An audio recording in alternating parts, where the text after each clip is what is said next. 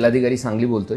मी आज या ठिकाणी सगळे सांगलीकरशी बोलू इच्छितो की नशा ही केवळ एखाद्या व्यक्तीची समस्या नसून हा कुटुंब, समाज आणि आपल्या भावी पिढीसमोर एक गंभीर आव्हान आहे। या आव्हानाला मोडून काढण्यासाठी माननीय पालकमंत्री श्री चंद्रकांत दादा पाटील यांच्या संकल्पनेतून अंमली पदार्थ मुक्त सांगली हा अभियान गेली 1.5-2 वर्षापासून आम्ही राबविण्यात येत आहोत।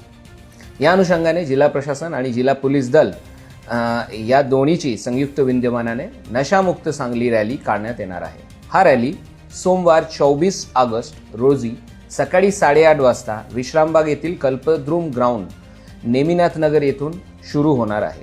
या रॅलीमध्ये प्रशासनातील व्यक्ती, अधिकारी, कर्मचारी यांच्याबरोबर विद्यार्थी, युवक, पालक, शिक्षक, सामाजिक संस्था आणि सगळे सांगलीकरांची मोठ्या संख्येने सहभागी होण्याचे आवाहन मी करतो।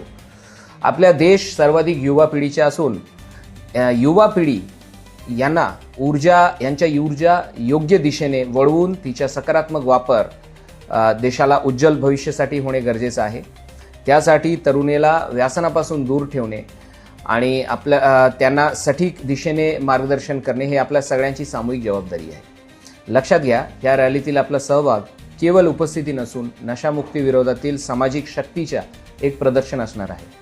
चला तरी मग आपण सर्वजण मिळून नशेला नकार देऊया, निरोगी, सुरक्षित, सक्षम सांगलीच्या निर्मितीचा संकल्प करूया आणि नशामुक्त सांगली, एकत्रित पाऊल, निरोगी भविष्य रॅलीत मोठ्या संख्येने आपण सहभागी होऊया।